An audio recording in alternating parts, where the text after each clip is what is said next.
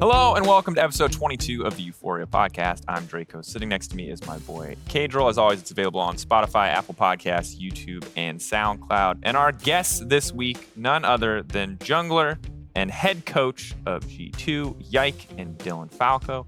Welcome, gentlemen. It's good to have you here. You've been away for a week. You just got to watch other people play League of Legends. How has the 2 weeks of preparation for the Mad Lions been treating you? I think that we've only played like one official match for the past few weeks. So yeah, you're chilling. It's nice because it's relaxed and we're winners bracket, which is really great. But I can kind of feel in our practice sometimes things getting more and more experimental and more fun because the pressure is, I don't want to say it's off, but we do have that like winners bracket confidence. Yeah, you're like, let's just call it the winners bracket confidence. We've got like 2 weeks. You have the luxury that you could lose to Mad Lions and still to have the time to get serious before you're eliminated. I just want to keep it under control a bit, maybe.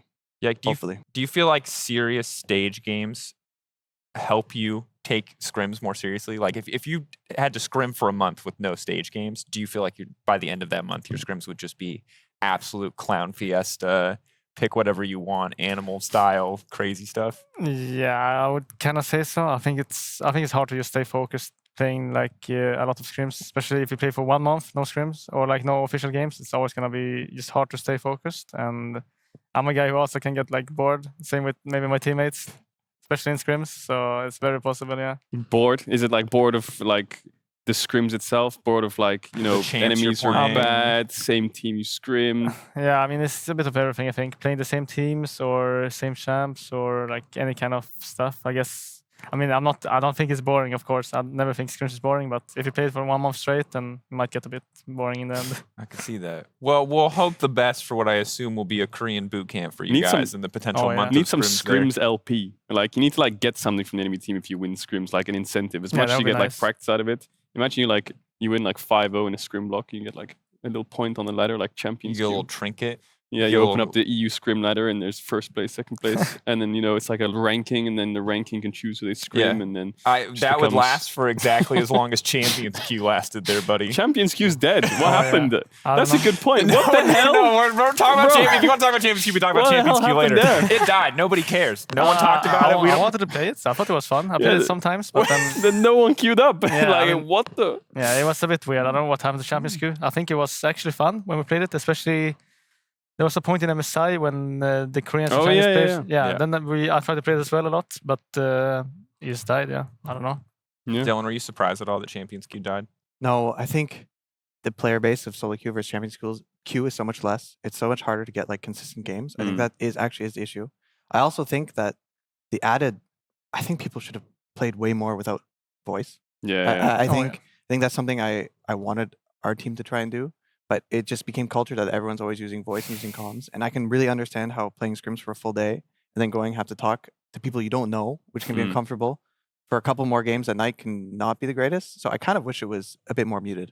Yeah. I think that I can see that. And I wonder if like if it comes back, if they bring it back or try to go for another push on it, if they'll scale it back. Because that feels to me like they looked at what is the perfect version of Champions Q and what is the most immediately practical or sustainable version of Champions Q. Because also from talking to players, like someone was complaining about you got Mickey on one team and you've got like 10th place from one of the ERLs on another team is completely imbalanced, and the guys on the other team are like trying to help this guy while simultaneously managing their own lane. Could be a blessing and a curse. So Mickey's like, yeah, I'm gonna play Singed. Yeah, you know what I mean? Like you never know. But my point is, it's just like you have these crazy disparities, and then if you're in voice comms, and obviously people aren't going to be like super toxic in these voice comms, and you want to help people, but that's also just more burden that you're putting on yourself if you're trying to like wrangle a bunch of people you've never worked with. So I don't know. I'm sad it kind of died in the way that it did, but maybe we get something. People are going to Korea this time. We don't have to worry about it. That server's just good. Champions Q in Korea. They don't need it. Korean boot camps. They don't need it, bro. Yeah, Korea doesn't need it at all. They've got all the Chinese player base. Like Korean soloQ is top tier. Yeah, I'm really excited to go to Korean soloQ. It's gonna be my first time, you know. It's your first time. I've never been to Asia at all, so going to Korea is gonna be so fun. And the soloQ, I mean, I'm excited. It's gonna be fun to play against the best youngsters. Dylan, how many times have you been to a few Korean boot camps? Many. I don't know, 4, 5, 6, a lot over the years. I'm sure Yike will come in with the great expectations of Korean solo queue and all of the great high level play. And then first game, open 5 minutes. Everyone's sitting in fountain and yeah. And then They there's all open the so boom. fast. I heard some stories about that. The boom in the sky jokes and like you're gonna get. Yeah. I guess that's not gonna be fun. But you have to do us proud because like in 2019 or was it 2020? Was MS Worlds in 2020 was in Europe, right? I can't, bro. 2021, anything like that. I remember watching a lot of the solo queue, and Canyon and Showmaker came over, and they got rank 1 and rank 2 within the first 3 or 4 weeks. Yeah, I remember. And they just sat there, and I feel like that did a toll on European solo queue. So we need to do one back. Like one of the boys from G2 or the EU teams needs to get rank 1 or rank 2 and just sit there and maintain it. I can see my teammates get highly ranked. I think I would probably be challenger. I don't know how high I can get. Like I can't really compare to like I don't know how it is in Korea, so I can't really compare. But I'll probably get challenger. I think my whole team probably should. Yeah. And I could see like maybe Caps like go for the rank 1. Caps is an enigma to me in solo queue. Like sometimes I look at his account, he's like 400 LP. Next day I look at his account, it's like 1.5k, and I'm just like, what the hell goes on in his like solo queue days? I don't know what this. Yeah, I don't know how like. What it does. Sometimes he spams champs that just 1v9s every game. He actually 1v9s every game in solo queue, and then sometimes it falls a bit. Well, yeah, this is the age-old Caps story, Dylan. You probably remember this when you started working with him. Is everyone hated Caps in solo queue so much because he would either stomp you or int you completely. I remember Caps reformed 15-year-old Riven. We're winning the game. He's playing Ignite Riven top. The game's won. This is like 2015-16. Someone writes. Caps is suddenly 10 deaths in a row. The game's lost. Blink and you miss it.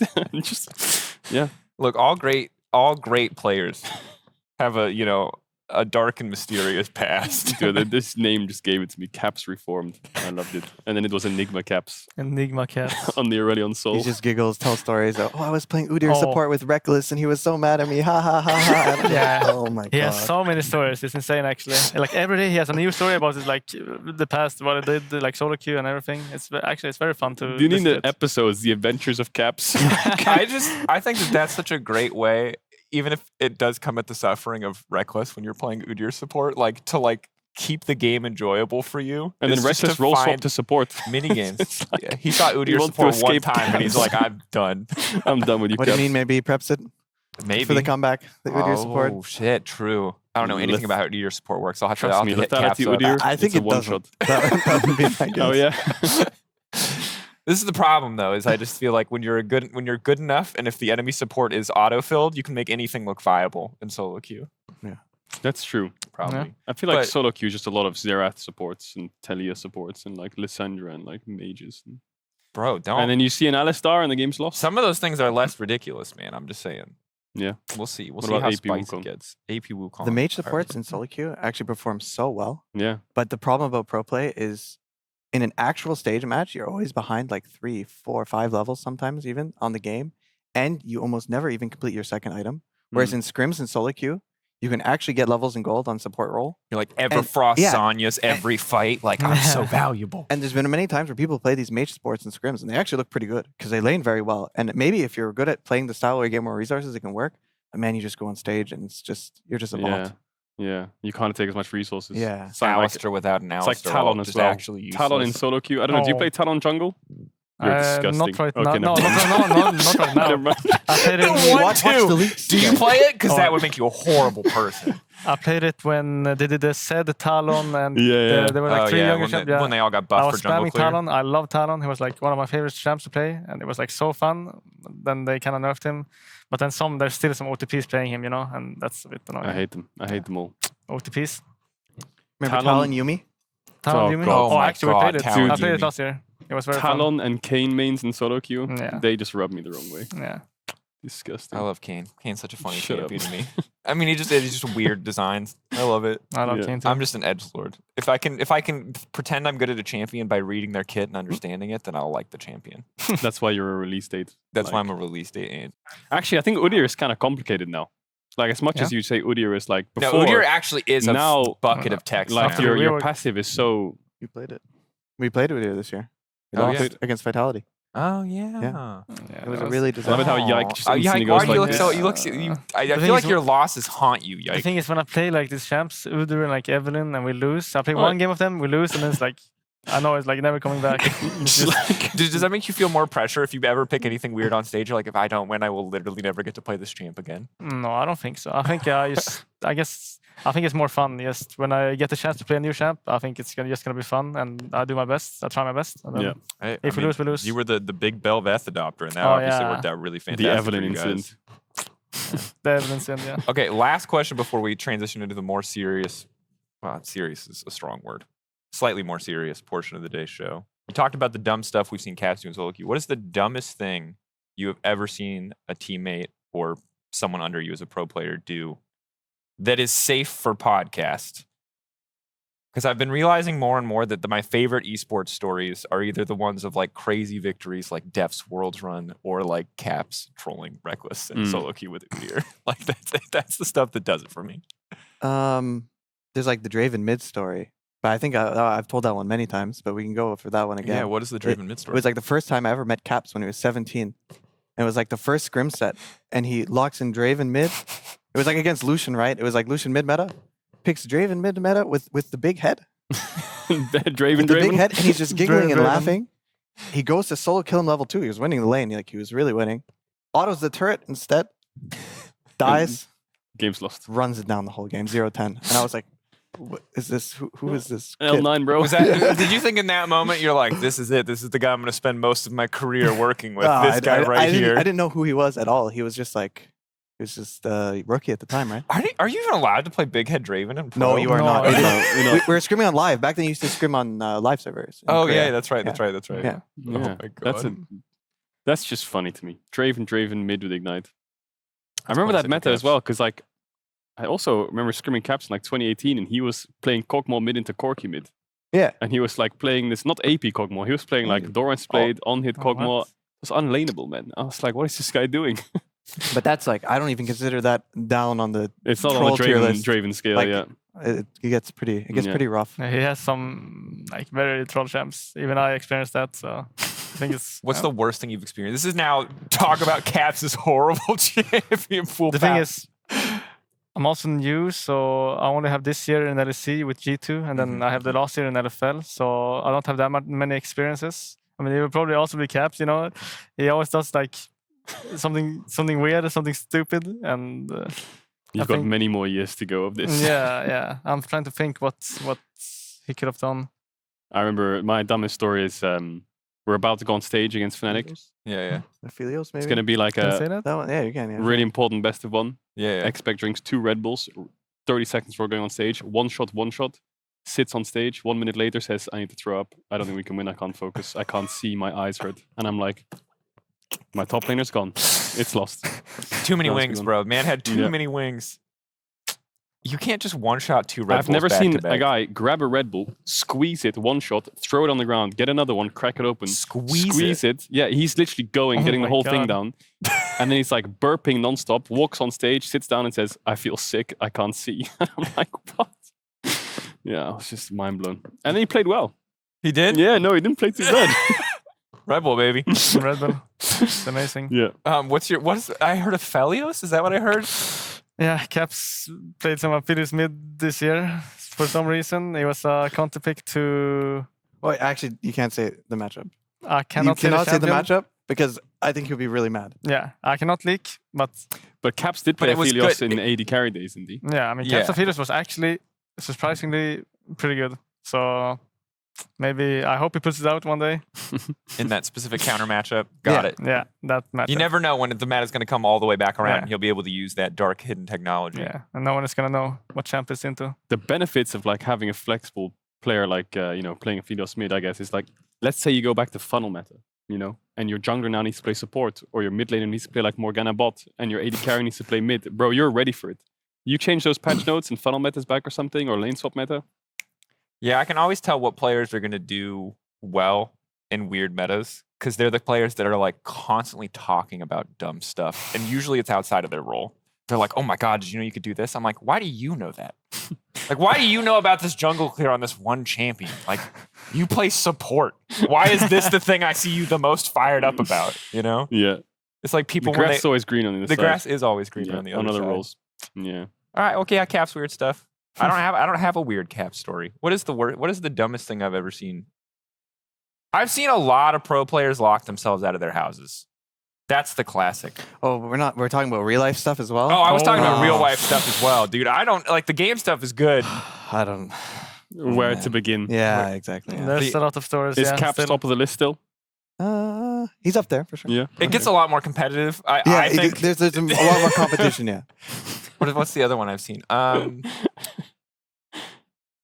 Yeah, there's the toilet broke and we're not going to tell our manager for like 3 weeks, and we're just didn't see it. just I will not claim responsibility. Yeah, didn't see there's it. a different bathroom in the house, and we're just going to use that bathroom. That's one I've seen. That's disgusting. Or technically heard about. I did not experience it firsthand, but yeah, it just seems never. I'm glad you did. Oh my god. Anyway, pro players, you're aspirational. Everyone wants to be you. True. Or be with you. You guys are cool and amazing. Last week, League of Legends happened.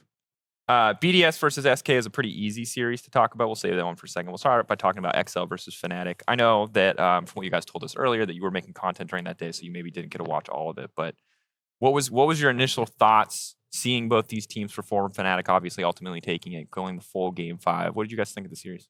I mean, I can say that I thought it was very messy. Yeah? I think they were just fighting a lot, and it was just a messy series. I didn't see all of it, of course. I saw the last game, and yeah, it was a weird game, but it was banger though. I mean, banger for going day 5, and felt very close at many moments. But yeah, I agree on the sloppy front. Bro, there was so many engages that were like scuffed, and like one team wants to engage, and the other team disengaged, and they tried to re-engage, and they missed the re-engage. Peach got caught every time I looked at the screen. Peach was getting caught. I felt like especially in the early to mid game. So yeah, I was actually surprised that Fnatic played Kalista Game 5. I didn't expect them to go Kalista North for Game 5. Yeah, I was like, what the hell's going on? Yeah, that was bold. It was pretty good, yes, Adam. Yeah. Yeah. I think they did one bot dive towards the early part, which I think their bot dive was kind of lucky. Like Limit got hit by a W, and then he went over the tower and got hooked and then died. But yeah, I was surprised he didn't play Kalista. I thought XL would be the ones trying to do that and stuff like that in the Game 5. But I think double AD carry is just OP.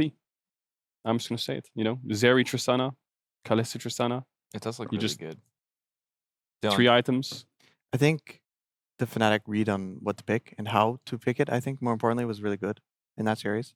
I think the way, for example, they built the Talia Kalista comp in the last game, I was actually impressed because I think it was very good. I think that they pick Talia, they pick a lot of setup with it.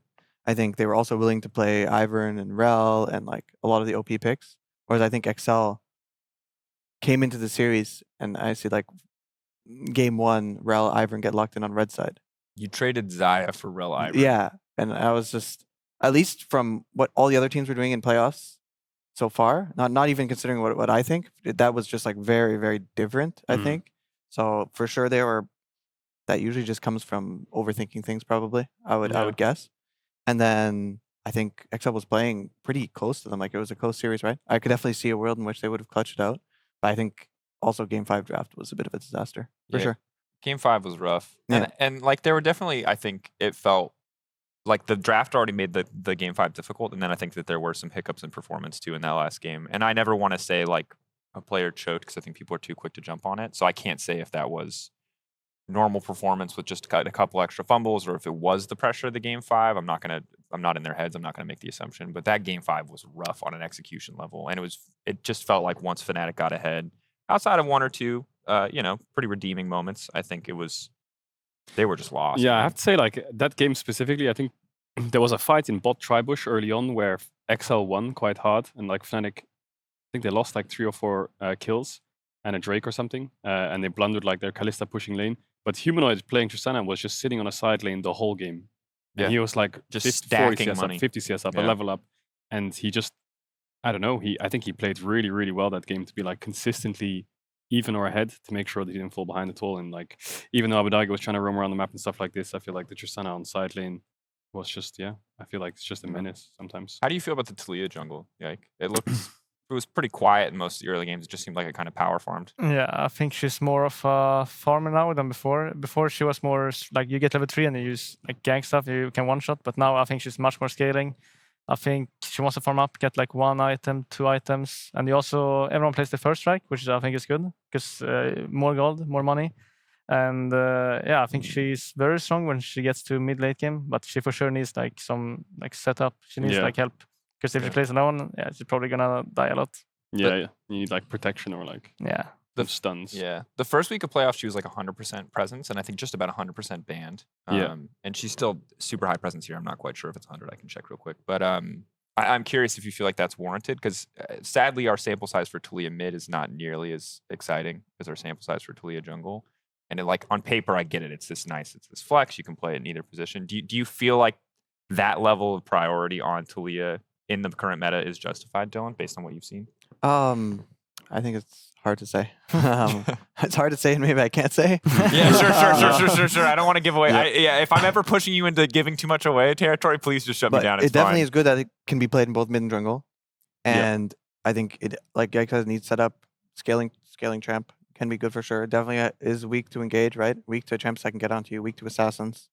So I think it's one of those champs where when it's in the meta, it's really interesting to see how teams actually play around it and draft around it, because it's the sort of champ that enemy picks it, you want to counter it, or if you pick it, you need to pick around it, or maybe you just choose to ban it or something like this. So I like those ones because it makes it more technical and more interesting. Yeah, I remember in 2020 when the jungle meta shifted to carries, the biggest counter people were playing in the Taliyah was Nocturne. They were playing like Nocturne comps into it. Yeah. So I'm surprised we haven't seen. I know you guys play like the Nico and the Nocturne stuff like that. But Nocturne was also pretty popular in the LCK playoffs as well. Yeah, exactly. That's what I was gonna say. LCK, like if Nico Nocturne's open, even in like a 1-2 scenario, they'll just pick Nico Nocturne, and then you know their exact draft from the get go.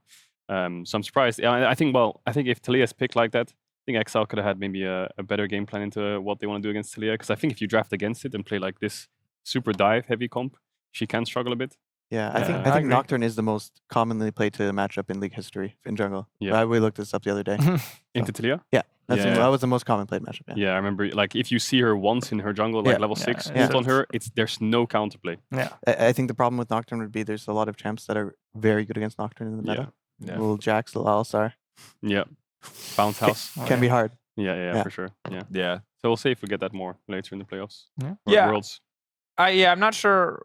The thing about a series being this close and this messy at so many points is it's hard for me to know what to take it from it, especially from a meta perspective about what's actually going to transition. I think double 80 carries obviously remain super, super strong. Taliyah jungle looks good as well, but like how good is Udyr? On paper, win rate, great. Rework seems good in soloQ, but I'm not sure. I'm afraid that we're just going to get another set of series where it's like, Sign and Ornn, let's do it. Like that was the scaling team fight, baby. Let's keep it Jax going. Jax wasn't even touched, was it, this whole series? But I think that's probably more about the teams playing than it is about the meta, right? Yeah, or wait, and again, I don't want to give away the G2 strategies here. Yeah, we're teetering on the edge of like pushing. Yeah, I know. I'm sorry. I just want to. I do want to know, but I also don't want you guys to leak. But I'm curious if we're just full team fight meta again.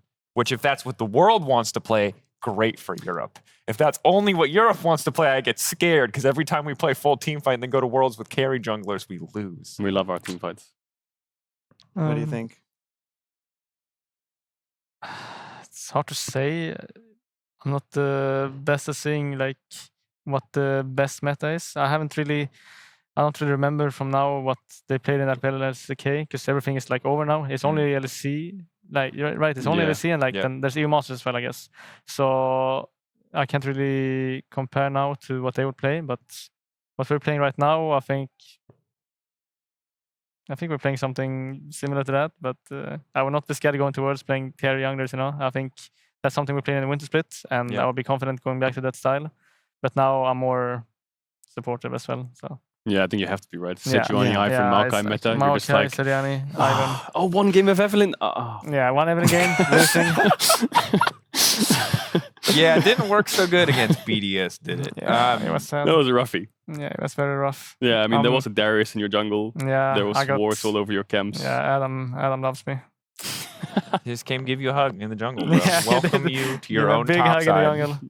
Yeah, I feel like when you fall behind, you just... Yeah, I mean, it's against their comp, you're like... It's that type of champ, If you fall behind when you're scaling younger and solo AP, then it's going to be hard. Literally and figuratively invisible. Yeah. But on like the scaling and teamfight stuff, there's actually something that from playing a lot of the Asian teams at MSI that we sort of picked up, because obviously in like winter and spring we were playing very fast, very aggressive, because that's a lot of what we were lacking last year, right? Yeah. And we kind of came into this year being like, we want to play faster, we want to play more decisive, we want to play more aggressive, and the team was kind of built around that. And at MSI, we're scrimming these Asian teams, right? And we're just like winning early games. We're winning scrims. We're have an insane record, and it feels like mechanically we're very strong. But I think they had a really good idea, especially in official matches, how to play a bit more controlled, how to push waves and neutralize waves a bit more, and how to just build really good, solid team comps. Like JDG wasn't just ending games in 20 minutes. JDG was a scaling team though, and like even I think in summer, they're playing a lot of Ornn, Rakan, and stuff like this. Yes, okay, the Renekton comes out every now and then, but they are playing scaling, and they do want pressure in their lanes. They don't want to just sit there and scale and do nothing. But it's really important, I think, to them that their team comps make sense. So we've tried to kind of really rethink how we approach the game ever since MSI. And I think if you see from our record since then, we're so much more consistent, and our win rate has been like way better. And we just can, when things go bad, we still have outs, I would say. Yeah. I mean, it makes sense. We saw a similar thing with Mad Lions and MSI too, right? Where they had that really fantastic Lee Sin game. And we saw pretty consistently, actually, that like the best games the West showed were games where they got big early game leads, but then just got completely choked out. Yeah. No, I mean, I really like that perspective. I'm curious, how much of that do you feel like is just drafting these really solid team compositions versus like just discipline in mid to late game? Like, what do you, when you think about what LPL and LCK teams have shown over us past just that philosophy of like being much more controlled, like what else do you think goes into them being able to play those compositions so well? I think not for me. I think it also is the gameplay, of course. I think it's important to not just lock in scaling and play scaling. Like it's really easy to just pick scaling champs, lose your lanes, lose the game, and then it's just not good. I think it's managing and to find it in a way where you're still putting pressure on the map. You know, it's like a fine balance. Like part of the reason I think Kog'Maw Braum has worked so well for us, for example, is because it actually wins a lot of lanes. Like the laning is actually very strong in certain matchups and certain scenarios. So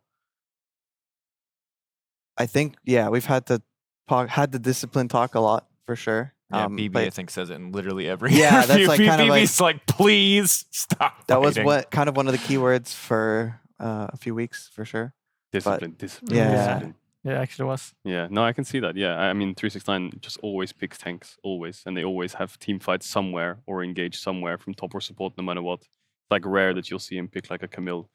Or something like that, or Fiora. So like we had Draven Braum Nidalee again in one of our matches at MSI. You know, like I think back to that, I'm like, oh yeah, we were winning that game for sure. Yeah, but for some reason, we're like, I can't win team fights. No, I get that completely. Do you feel like when he talks about the interesting thing that you mentioned was the way that they kind of shut down your options as much as like in scrims you had like high win rates in the games like volatile and you could really take over in early games. They found ways to neutralize waves. Did you like visually see how they were doing that and think to yourselves like, how do we stop them from doing this? Or did you eventually say like, yeah, they found a way to stop us now. We have to go team fight. I think that's probably something maybe like Caps and BB would know more about than me. Yeah. For me, it was just a lot of just, for example, Tristana mid, you just push. Yeah. You just go side lane, you just push. Just champs that could push and fog. Just shut down everything. Yeah, exactly. Yeah. Okay. Yeah. I mean, for me, it was mostly like what I was thinking the most about was their team fights and like the clutch factors. They're like very, very clutch in every team fight, and I think they play very well with.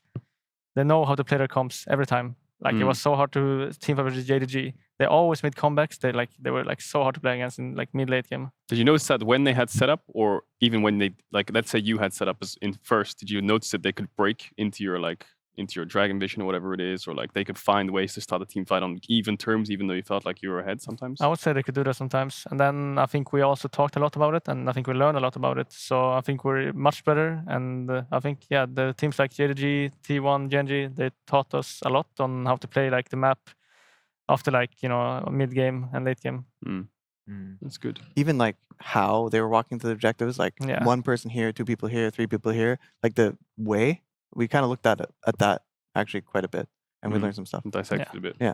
Do you feel like, is that something that you would have thought about previously, like the minutia of how you walk to an objective together, and maybe you just feel like you had the wrong read on it? Or do you think by looking at what they're doing there, you're starting to appreciate the importance of like little factors that you just didn't used to think about?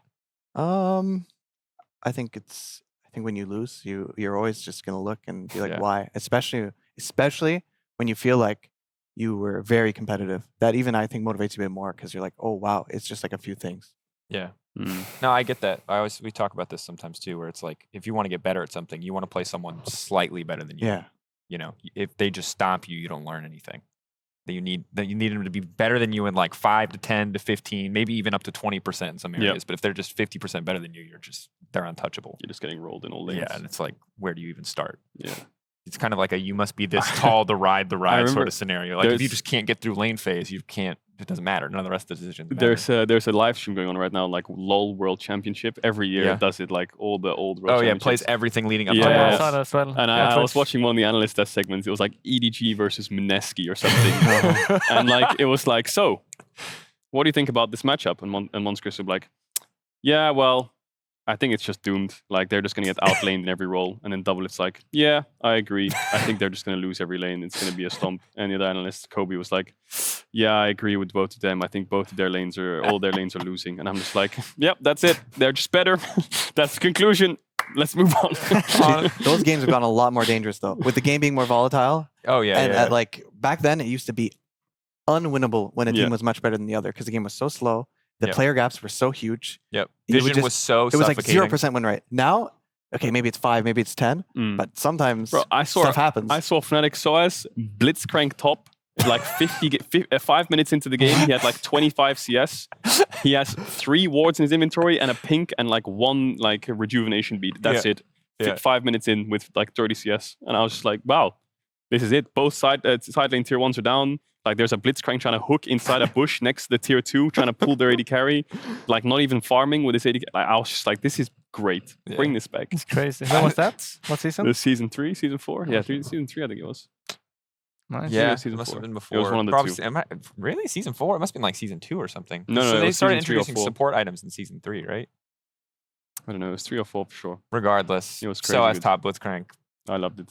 Goddamn, It that's was crazy. with Puzu, whichever year that was. That's season 1, bro. No, Is it- Puzu that was was- not that season was 1. That's, season- dude, bro, that's Shushay, man. Oh, that's, Wake the hell up. wait, no. Who was the AD carry before Reckless joined? It was, Pushu? wasn't it? Pushu. It was Pushu. Really? Yeah. But when he Yeah. came back, you know, when Did he Reckless- come back? Yeah, bro, he came Bro, back. I'm sorry. played I was his a Corki. CLG fan at this point in my life. What the hell? Wait, EU? No. What? I'm American. this What man do you off the want desk. from me, bro? CGU was gonna. No, CLGU was obviously CLGU dope, was but fire. I was a hotshot GG fanboy. It was a weird that time was in my season life. 3. No, season 3. Yeah. There you go. Yeah. God, I love CLGU. Well, different times, most Yeah. certainly. But I feel what you're saying, and I think it's also part of the reason that, like, obviously there is a bit more mechanical parity in some regards. I think the game's gotten faster, and also I think that there's not quite, like, the gaps in between lanes aren't quite as big unless they're playing against, like, the true superstars of a region. So I still think we see a ton of upsets, and especially in, like, a Swiss format for Worlds, it's like, oh my, Yeah, I great think- format, but also it's like a little bit anxiety-inducing because Yeah, I think there's for sure gonna be upsets there at Worlds, especially if there's only best of ones in the beginning. There's for sure gonna be some upsets, and it's gonna be fun to see. Best of ones are, as much as like every Worlds has had group stage best of ones, I feel like these Swiss best of ones as well, because you'll play against opponents of similar skill level no matter which direction you go in. Yeah. You can be a bit freaky with it. Like you can definitely like bust out a pick here and there to just take a win. I think it's going to be really fair and like a lot of parity in all the matches to see if you can actually deserve to get out until multiple upsets start happening, and then it's just going to be wild. Like Yeah. there is that case where like You're 2 right. or 3 upsets happen in the first round. Oh yeah, and the whole It thing ruins just whole the thing- entire Yeah, thing. just Yeah. who knows, right? True. What will end up happening? For those of you who aren't aware, Yeah. by the way, Swiss's teams with comparable score lines play each other. So if the winners, everyone plays someone in the first round. Everyone's all the 0-0. teams split across 0-0. The 1-0 teams will play each other. The 0-1 teams will play each other. Then the 1-1 teams, the 2-0s, et cetera, et cetera. Once you hit a certain amount of wins or losses, you're either in or you're out. It's like our group stage, for LEC domestically, but just at a bigger Losers scale. play losers, winners play winners. Winners play winners. Yeah, So but upsets can ruin everything for parity. I absolutely love the idea, and I think it's going to be so good. The two things I like the most is, one, the two teams that sweep the Swiss will be opposite sides of the bracket. Yeah. So in a lot of cases, the two best teams will be on opposite sides of the bracket for the bracket stage, which is the best. The second one is you just can't get locked in a really bad or really easy group. Like, yes, things might get weird if there's upsets, but that's kind of fair, right? If you beat a really good team, then sure, you're going to have an easier run. But you can't be locked in a bad group, and then all of a sudden you're the 7th best team at the tournament, and you just don't make it out. That happens so many times. Yeah. I think that the other thing that I really love too is that best of one is nice because it doesn't answer all questions and it leaves some things for best of 5 to be decided. But I think the weakness of groups is because, again, the quality of your group determines so much. Groups almost told us nothing. You know what I mean? And Swiss feels like a lot more, because if you're the team that makes it out, and again, I don't know what the thresholds are, if you're the 5-2 team that makes it out and you go 0-2 first and you have to grind your way up, or you're the 5-2 team that goes 4-0, loses to, like, it shows you the story of, and like you get to see the quality of opponents they're going up against. So you get a much nicer idea of how strong a team is coming into best of 5, which I love. While we're on the topic of Worlds, quick thing that I think it was Vedia says this a lot is like LCK especially, the first week of Worlds they seem to struggle sometimes because their meta read is like off.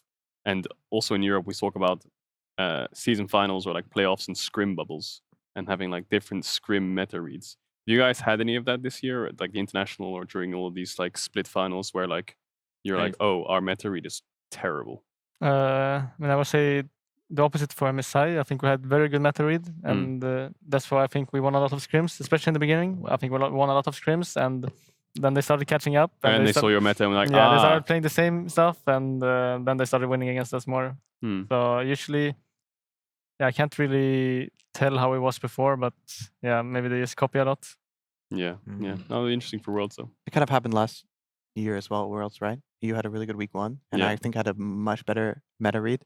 What was it, Genji playing Singe support? And, it wasn't even to you. And EU teams playing a lot of like Lucian, Nami in really good situations where Asia had dropped the pick, and they had a really like Rogue. What did they go 3-0? I think they went 3-0, right? Rogue went 3-0. Yeah. Fnatic beat T1. There was, I think, season 5 or season 6 where EU just had the superior lane swap meta and dominated week 1, week 2. So I don't think season 5, I don't think they necessarily in Asia have better meta reads across history. I think sometimes it can I don't want to say it's random, but it's like it can vary a lot more than obviously their mechanical skills are going to be very good regardless. I think that, I mean, what we've seen, I think generally is that like very often teams anywhere are pretty slow to adapt. Like I feel like every region, regardless of track record or history, is usually pretty slow to adapt. Like people are just teams in general, and they're super dominant domestically, and they have the luxury to experiment, as it seems like you guys are talking about having now in scrims. Like most teams are playing catch up and are not going to flip things on an experiment. It seems like.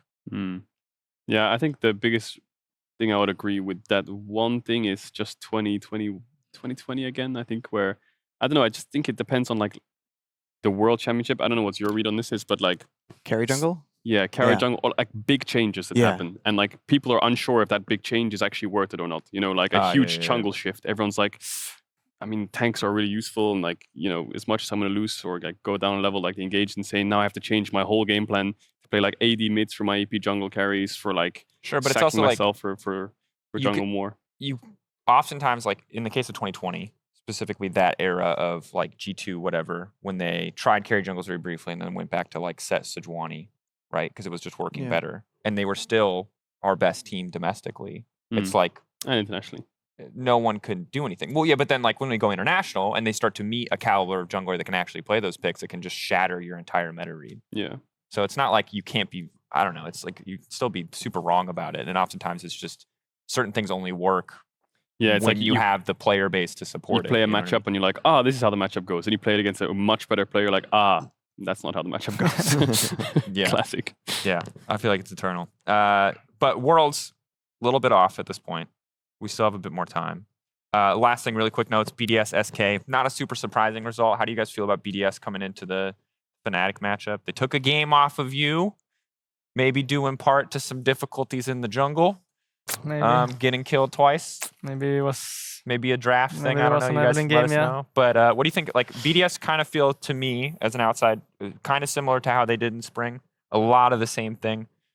Just feels like the meta's kind of shifted again back into their wheelhouse. Yeah, I think it's the meta is kind of what they wanted to be again. Same as spring split. I think Crowley just wants to play like the Seri, the Saya, be safe.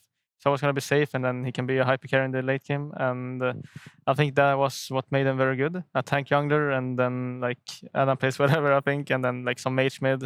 They have like their standard comp, and the meta is pretty good for it right now. So yeah, I think they're not bad, and I think it's going to be probably a close matchup between Fnatic and BDS. Yeah. I wouldn't say it would be a 3-0, but then now I thought like Wunder is gonna play, so I might be different because they just play with a different top laner now. So it's gonna depend a lot on, I guess, how Wunder is gonna play when it comes back now. How do you feel about playing against Shio? When El Yoyo was here, he was complaining nonstop because Shio was always doing something weird and wacky in the jungle. He's always got new strats. He's always coming in with something creative. Sometimes completely troll, sometimes very good.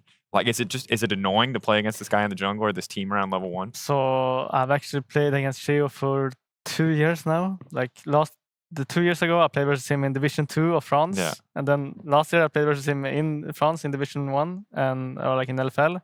And now I'm playing against him again in LEC. Like we're both just going like to the same league, so that's very fun.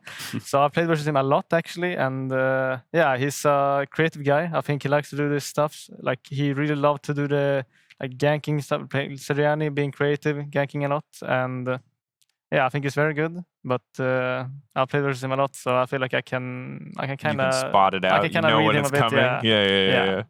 Definitely fair. But it's a fun matchup. I like playing versus him. We're both like two rookie youngsters, so it's fun to see both of us like succeeding pretty good. Like we're both going worlds, so that's gonna be fun.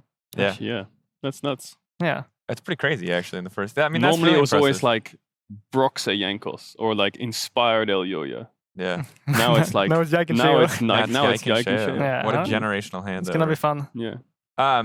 So we can talk a bit more about the Fnatic side of that matchup shortly with the Wanderer exchange, what we think that's going to do, and obviously your matchup versus Mad. But before we get there, we'll talk a little bit about you, Yike, and the really cool thing that I'm excited to talk about today is that as of 2 p.m. today, the recording day, so before the podcast is released, the entire world will know that you are our Rookie of the Year.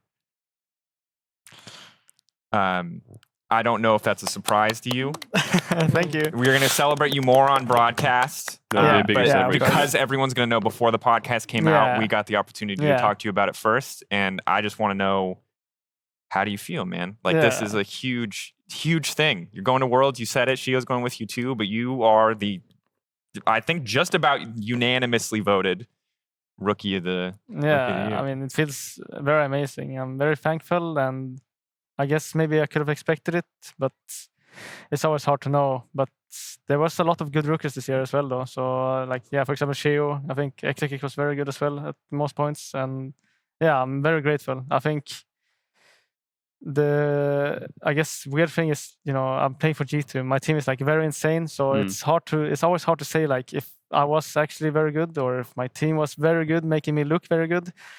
That's like the biggest thing for me. So I'm very happy being the Rookie of the Year, but I still want to prove myself. I still want to win LEC and then go Worlds and really do well. And I think after I've gone to Worlds and done my absolute best, I will be like proud of myself for this. Yeah.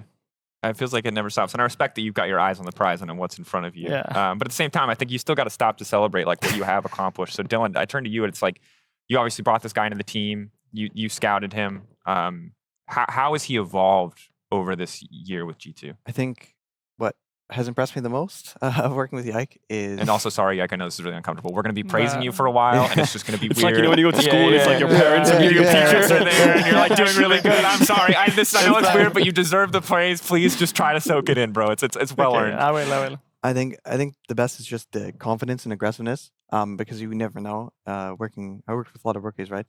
You never know if they're really going to be able to translate that into scrims, into stage, into high pressure matches. Because I remember like our first match this year, right? the plan was we lock in Graves and you're going to I invade remember level that. 2. And then he goes to their top side. And we had this whole thing planned out. And your bot gets top. We had this whole thing planned out of like, you're going to invade, we're going to dive, then you're going to steal 3 camps and like, or like this Belveth thing where you're going between the turrets, behind the turrets and invading. And I think there's not many rookie players that can pull that off and lead that in a stage match. Like Yike's going on stage and he's leading this entire set play. I'm going to invade, we're going to dive, we're going to do all this sort of stuff.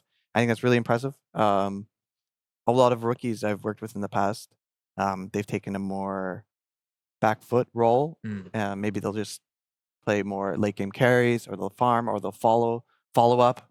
But that's not this at all. And I think it's been just so great to have that on our team. Yeah.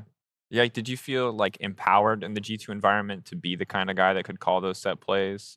Or have you always been the kind of guy that when you join a team, you're not afraid to be like, this is what I want to do.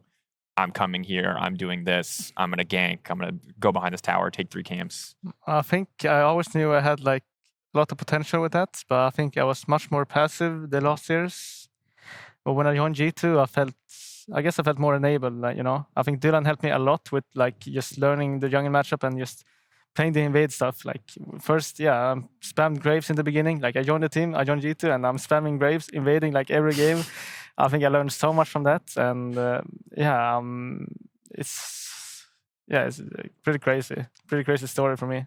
Yeah, I like that you guys set him up to play the Graves. I think that like obviously you have to be able to follow through on that, but I think that there's a lot of on paper, when you look at a team from the outside with so many veterans, with clearly so much raw mechanical skill, you bring in a young player, you know, who doesn't have as much experience. I think a lot of people would just assume, hey, buddy, Sejuani Maokai, you know, or whatever the equivalent was in the meta at the time, you know. Well, after the Evelyn game. Now it's gone crazy. Yeah, so I think I like that you guys actually set him up. But you talked already about how the plan for the year for G2 was to be more aggressive because you felt like it was something that you lacked. When did you know that he was willing to do that? Was it were you scared when you did pick him up that it wasn't initially going to transition because you had seen it so many times with rookies? I think we made sure to just like we talked a lot before the year about what we want to do. We had a lot of workshops, a lot of team discussions, and one thing that I think staff and players kind of agreed on. It wasn't just me, it was like Caps and Hans and all this. I was like, we want to be an aggressive team. That was like already a very important value to us before we even started our first scrims. So I think it was kind of natural to implement some of this stuff. Yeah. And look where we are now. Some Maokai and some Ivern and some Sejuani. Yeah. Yeah, we're all just slaves to the meta, no matter what your goals are. Okay, but to be fair, you can play these champs, and if your lanes are pushing, you can still play aggressive, right? You can still contest things. So a lot of these patterns and that we've learned, we still use very often, and I think it's just good. Yeah, I think I have an aggressive Maokai, you know, 3 camps into invade with Maokai. I love doing that. Yeah, I also think your style is just unique, like into Europe specifically, right? No one else does this. Correct me if I'm wrong. Like this aggressive style of like high pace, volatility. Those kind of lanes where you're playing like the Dravens or the Kog'Maw Browns or the Kleds or something crazy just to like snowball through sides. So I think it's like interesting that not only are you playing this unique style, but you've shown it for so long now in Europe, and no one's ever been like, let's try it ourselves. Maybe they have in scrims, right? But when it comes to stage, I look at BDS, for example. We know their plan the whole time. You know, Fnatic's very like a bot-centric team in a sense, where Oscar's now playing a bit more tankish, even though he played like the one Gwen game. SK was like really jungle reliant. Yeah. You know, Mad Lions are a mess half the time, but it's Niski's always been this facilitator. They're jungle support reliant. When their jungle and support are clicking, they're so doing support. I feel like this like aggressive style is unique. Even if you told me like, hey, tell me an LPL team that has this aggressive style or LCK team, it's like, well, a lot of them are quite slow these days. You know? There's not like this high pace. I guess OMG is like a bit aggressive in that sense, but or like Weibo, for example, but like, you know, the JDGs, the EDGs of the world, LNGs, they're relatively slow in my opinion. They're not like this high tempo team. So I think your playstyle actually is really unique. Yeah, I think it's going to be interesting to see how it's going to be at Worlds playing versus these teams, JDG and LNG. If we're going to have to adapt and play also like the way they play, or if aggressive styles will actually work versus them too. I mean, I have to scrim versus them a bit, so I kind of have a feeling on how it could be, but it's going to be exciting. Yeah, BLG has a little bit of that spirit too, I think. Yeah. Aggressiveness. Oh, yeah. One more question on this topic. the eternal question anytime we do all pro or anything is like it's really hard to decouple individual players from their team identity. So when G2 does well, you're naturally going to look great. And while I'm inclined to believe you are a great player, you know, I am curious what you think. Like, what have you learned from G2 that if, God forbid, you had to go to another team, do you think like you would take with you? Like, what development have you had that, like, if you think you had to, let's say, start fresh, whole new team, do you think you could now be the aggressive player that you are in G2, that you could make those calls, that you could be that kind of person, even without the same, like, support behind you? I would say so. I think I learned so much with this aggressive style. I really learned so much playing like this aggressive style. We played so many scrims of it, and yeah, I'm very used to it now. So I feel like going into the new team, if it's like had all this knowledge, I feel like I could probably make this very good early game plans, and I think we could probably play the same style, and it would be fun to see, you know, how it would be. Yeah. But then I also have like the best laners. So. Yeah, I know. No. Right now, again, stay away, North America. Hands off. Stay here. Oh yeah, I forgot about that. Yeah, forgot about that. That's the thing that happens. Look what you did to Inspired. No. Oh no. Oh, no. Bro, no. Come on. Where is he? He's not even playing now. You can't He's kick him buff when as he's hell. down. He's been at the gym though every day. A lot. He's That's absolutely true. ripped. Yeah, shredded. He touched grass. Come back. Get off the grass. We need Get you. on the grass. Get back in the DX Get racer. the white noise in his ears. The secret lab Yeah. or whatever. Secret lab. Secret lab. Dude, this is fantastic. Again, just congratulations. Like, I think well earned. You're right. We had a wonderful crop. Oh, God, that sounds so weird and dehumanizing. We had a wonderful group of rookies this year. And I think it's really cool that you've risen to the top. And I'm excited, especially when we start to talk about Worlds, what this holds for you guys. Because Rama was, as he does, very aggressively selling me on scrims were close. There's not that big of a gap. We can beat them. But I think Rama has literally said that every year. This is during MSI. Every year to me, no matter who he has been working with. So hearing you guys kind of reinforce that it's like these little gaps and you are getting closer and closer builds a lot of excitement for me when we look at what LEC can accomplish internationally. The question I'm going to ask that we've been asking G2 very frequently recently is like, where do you think the other teams that'll be joining you at Worlds match up?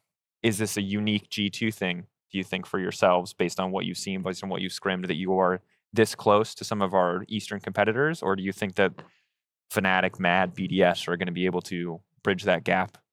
I don't want to be too overconfident because this split hasn't ended yet, right? We could easily end the split about third place, right? Yeah. And I was there last year, right, where I thought that we were the best team and we were first through winners bracket, and then we just lose finals, and then we go in second, and Rogue, I would say, outperform us at Worlds as well. So that being said, like if you take this whole year of just scrimming against the other year teams, it's probably the biggest gap I've seen between like a top team and the other teams. Like I've never been on a team where we'll go like a month without dropping a scrim set, or 2 months without with only dropping like hardly any scrim sets, or zero actually. So I think if I were to guess right now, I'd say we have the best shot. I will say I was not a believer in Mad Lions, especially when I was not at all. But when I hear them really starting to do really well in scrims again, and I saw they played very, very well in their last best of 5, and they did make 2 finals and win a championship this year. I think this team can be good. Like they have the players and the potential to be a very strong team. And personally, I hope they get it together, right? Yeah. And we obviously, I know a bit less against them, right? Because we're preparing for Mad Lions. So I'm hopeful. I really hope they get their shit together, and I hope they perform. I think they can be quite good. And as for the other teams, we'll see, right? Yeah. Well, one of them's gonna play Golden Guardians. Fnatic has like now like the Oscarinin and stuff. Yeah. BDS, they've been hit and miss, right? Yeah. So. Yeah, listen, as long as our 4th seed Rocks Up beats Golden Guardians, I don't care if they lose the Swiss stage or whatever stage they go to, if they lose the whole thing. Please the second they win that one best of 5, that's it. They've done their job. 3rd seed, however, you need to get a bit further through the tournament. The 4th seed just has 1 goal, in my eyes at least. I agree, but I'm also very scared. I think we win those. Yeah, thank you, Dylan. Yeah, we win those. You think 4th seed clears? Fine, yeah. I've seen enough EU versus NA games through the years that I'm confident. Yeah, you're on our side now for the last few years, aren't you? For a long time. We're the 2 best North American exports You're on the same podcast, by the way. Yeah. We're just crushing it. Yeah, can we just no disrespect to Cody's son's time in the LFL, though. Okay. Has there been any imports? Yeah, Cody's son played I'm LFL. saying like on From a coaching staff perspective, I think. Wait. Yeah. Probably's been here. Yeah, probably was. Yeah. Probably was here. Probably before us. Yeah. Carried the torch. Yike just won Rookie of the Year, but you guys, best imports don't undercut Yike's Rookie of the Year, bro. No, I'm just celebrating. I'm celebrating this too. I know, but you shouldn't even say it in the same sentence. I'm memeing. Oh, okay. No, I didn't mean it like that. I don't know if... actually, to be fair, Dylan, it's not a meme for you. You've achieved a lot. I'm just good at casting, bro. I don't sell yourself so short. You're great. Short. I've done a lot of stuff for the LEC from a broadcast perspective, but I'm not trying to say that my achievements should be in the same discussion as no one's saying that. Yeah, the long track record of success of Mr. Dylan Falco or of Yike's Rookie of the Split. So your matchup versus Mad then, great versus Excel, caught us off guard most certainly. I thought that they were just done completely, but in true Mad fashion, they came back. They're looking. They're looking good. I know this is the tricky part of the conversation because I obviously don't want you to give away anything from a prep standpoint, but could you maybe walk us through what you thought went super well in the Excel series? What impressed you for the Mad Lions? I think I was impressed with two things mostly. I was impressed with their draft. I think they started drafting very well. I think they really kind of understood how to enable their carries. So I'll try to say it as vague as possible. Yeah. And I think their bot lane, especially Carzzy, is playing super good. He's just playing very, very, very well. Yeah. And that's usually been what that team has kind of relied on, I think, when they did well. Yeah. So, yeah. What do you think? Yeah, the matchup. I guess Excel I feel Excel played a bit worse and Matt played pretty good. So yeah, it was 3-0. Felt a bit bad for the Excel boys, but it's gonna be fun to play versus Matt. I think they're looking much better right now. What do you think of Yoya? I always thought that Yoya was like the best jungler in Europe for this year when I play versus him all the time. So it's always very fun to play against him because I still think so. I think he's insane, and it's always hard to play versus him. But hopefully we win. I like the respect given over. Yeah, I think while Mad have been shaky and the team hasn't always been on the same page and haven't been able to put up the results, I think Yoya has remained a pretty strong individual player very clearly. And not every game has been perfect in the Mad struggles, but this game exciting. And I think at this stage, short of absolute Mad collapse again, which again, because of the nature of Mad Lions, who knows when and where it's going to happen, but they just ascend to godhood. They ascend and they descend just as fast sometimes. So we're just going to have to see where Mad Lions end up on the scale. But I feel like this very much could be the Montpellier finals rematch as well, depending. But we'll have to see from BDS Fnatic. Wunder's back, Oscarinin out. Hearts out to Oscarinin, really tough. I cannot believe that he played that series. He got to Worlds with one hand. Yeah, not many people can say that. Yeah, that's... Pentakill with one hand too. I'm shocked that he played that series in hindsight now. He did play well. You could see him kind of get his headset on. He was I saw that too. He couldn't move his hand and he was getting Razork to put his headset on for him. I was like, what the hell's going on here? So, at the time, we knew behind the scenes, but we weren't going to talk about it. So it was very weird to... actively try and avoid because we were just discussion. thinking about it. Yeah, because we didn't officially know, but it was pretty easy to figure out once you were in the studio. But it's not our business to share that publicly if he and Fnatic don't want to share that publicly. But I was really nervous heading into the cast because if he just bombs, how do we dance? How do we dance around that? Yeah, you know what I mean? Because I don't want to be disrespectful to him, but I also don't want to be disingenuous. You know what I mean? And it's because you can be like, oh, well, he's having a bad game, maybe a bad day, or who knows why he's struggling? It's we know why he's struggling. But he injured. Credit to him, and I I have no idea how much pain he was in, but that. It's funny because he had nothing on his fingers or hand. He played the whole series, and immediately after, instantly bandaged up all of it.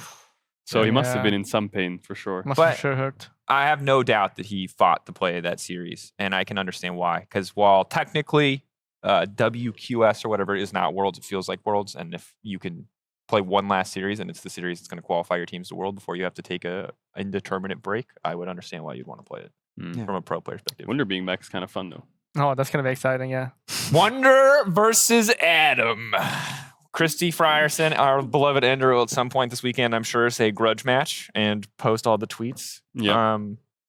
Someone will give us the footage of the scrim with the rumored Yuumi versus Olaf. One day we'll find the footage. We'll dig one day, deep and we'll see. Somebody has it out there.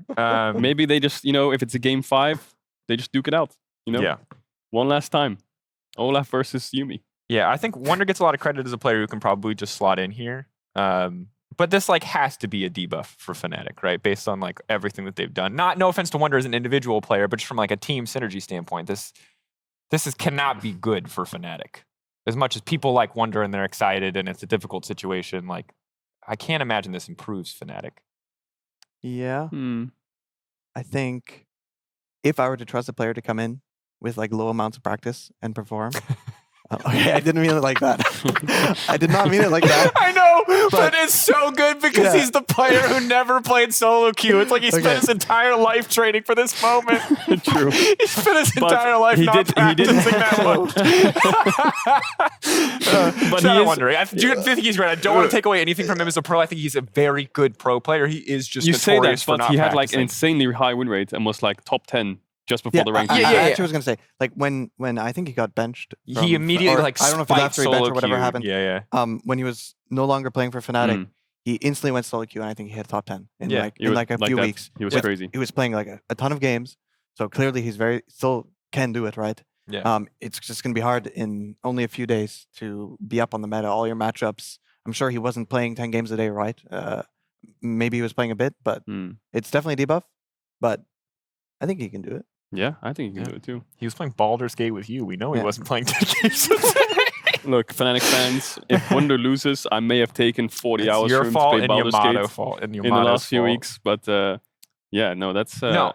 But I do also see the lens of like, when Wunder was on Fnatic, it was Wunder and Reckless. And I think Razork and Humanoid made it clear that, we can't play too many side lanes right now. Everyone's just trying to sack both sides in draft and in game. So we can't really do anything. Now it's a bit different, right? Because he has Noah Trimby, so Wunder can sack, and that's like old. Sometimes G2-esque. Sometimes when they want to play like mid bot side, Wunder's always like the flexible guy. And I think like it's not like the meta has, it's changed a few times in top lane, but at the end of the day, there's no picks there that are like, oh wow, really truly wacky. Like what Gwen, Sion, Ornn, Renekton, Darius. Like he's been here. He's lived through the Adam playing against Adam. So again, I feel like of all the players you could have possibly, Wunder is probably your number one option for top laner. Yeah, I think the counts to Adam is just missing pings. Yeah, spamming missing pings, so you can't kill your Evelyn in the jungle. On your red buff area, just being invaded. That guy just roams everywhere. Yeah, that's why I want BDS to be the 4th seed. I don't want them to lose, but I want them to go against Golden Guardians. I want this little I want versus NA Adam. to get the Adam treatment. Just one time, just so I can see it from like versus River. Never played against him, never scrimmed against him. Research all his games. Guys, he's gonna leave his lane level 3, 4, 5, 6, 7, 8, 9. Yeah, you gotta live it. You can't just watch it. You gotta live the Adam experience. This man does not care about his own resources. Yeah, I love it. Predictions. I won't make you predict your own game because you'll predict yourselves, and that's cool. We're also probably. Are we predicting G2? I'm predicting G2. Yeah. 3-0. I don't like scorelines. You don't like scorelines. No. I'm gonna you say can just not do scorelines. You can just say you don't do scorelines. Don't they always do predictions? Yeah. I used to do scoreline predictions, but sometimes I feel like scoreline, like these days, scorelines are kind of misleading. Yeah, it's true because like you can have a close 3-0 and a 3-2 that's just like one team trolling for 2 games or just drafting terribly. Also, like blue side win rate. I don't know. Yeah. So I'll say 2. Okay. I'm gonna say they get at least 1 game off you, for sure. Yeah. We'll see. Maybe it goes full 5. I like full 5 personally, but again, Faith and Mad, shaky at best. Yep. Most times. You guys right now, clear favorites, and I feel like it's so apparent that I don't even feel like it's podcast bias just because you're sitting in front of me for saying that. But BDS Fnatic, potentially more spicy. Gang, you can predict. You don't have to give me a scoreline because I don't care that much. I'm just curious. If you're a Chad, you can't say a scoreline. You can't say a scoreline. But I'm if you want. not a Chad, obviously. Whoever wants to go first. Whoever feels compelled. There's no immediate pressure. I'm thinking. Go Fnatic 3-1. Fnatic 3-1. Yeah. To Montpellier. Winner goes Montpellier, right? Yeah, winner goes Montpellier. I'll Loser goes to World's Qualifying Series. I'll say Fnatic 3-2. Okay. Damn, Faith and Fnatic. I like it. I think.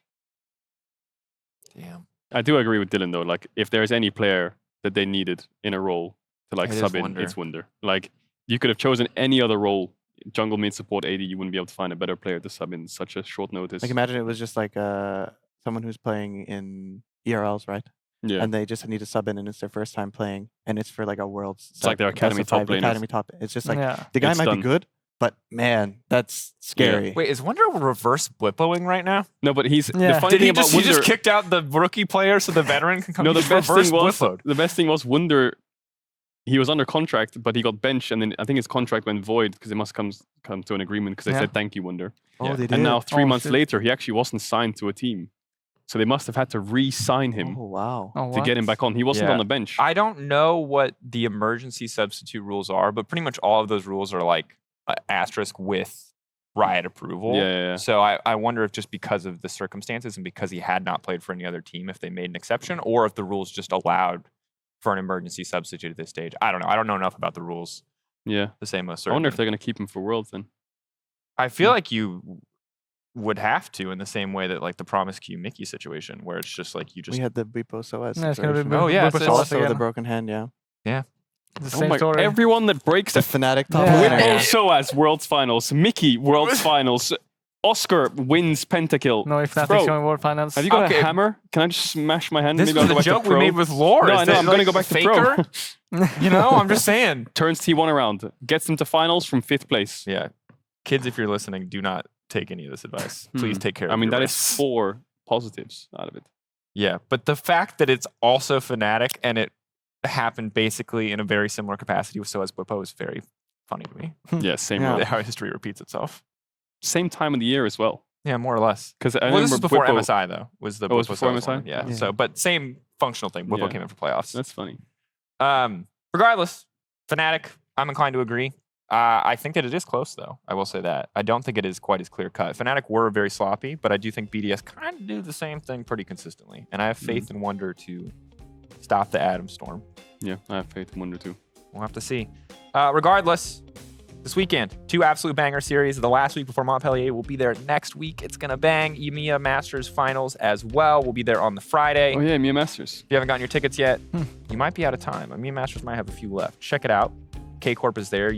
If need to buy them now because it's going to be crazy. Those tickets are going to be scalped for millions of dollars. So if you wanted to be a Masters ticket, buy it now, preemptively. Maybe the K-Corp fans have already bought them. I'm not sure. Yeah, they're in the semifinals right now. So yeah.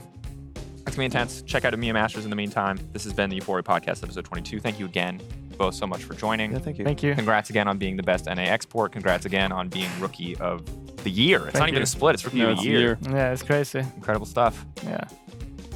Bam. That's the episode. We'll see you this weekend. Bye-bye.